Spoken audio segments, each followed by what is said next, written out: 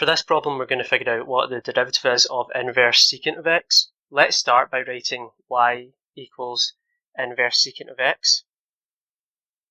Now, let's apply the secant function to both sides of this equation.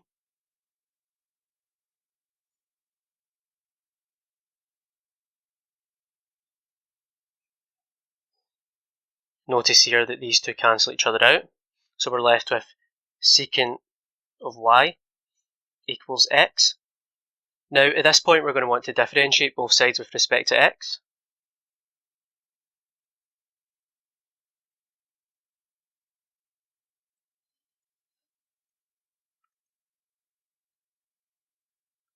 We're just going to go ahead and do that up here. So the derivative of secant of y is secant of y multiplied by tangent of y.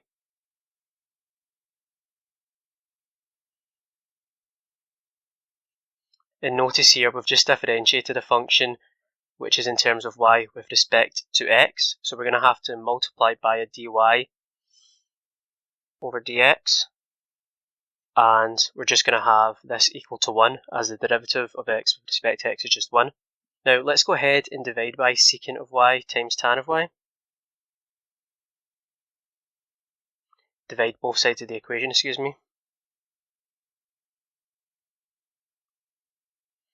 So we're going to have dy over dx equal to 1 over secant of y times tangent of y. Now at this point we're going to want to make use of the following trigonometric identity. Cosine squared of y plus sine squared of y equals 1. Now let's divide everything by cosine squared of y. So we have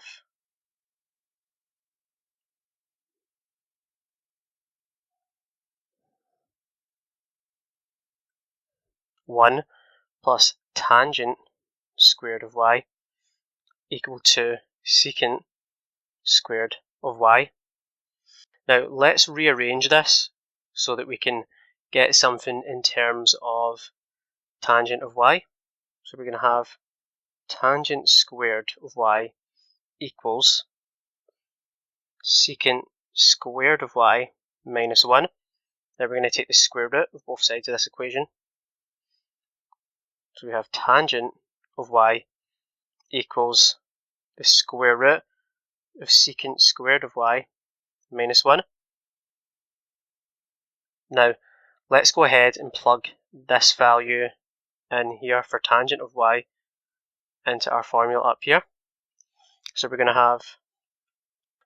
to have dy over dx equals 1 over secant of y times the square root of secant squared of y minus 1. Remember right here we wrote secant of y equals x. So we can replace this secant here with x. And if we were to square both sides of this equation, we would also be able to replace secant squared of y with x squared. So let's just go ahead and do that. So we're going to have dy over dx equal to 1 over x multiplied by the square root of x squared minus 1. And that's the solution to this problem.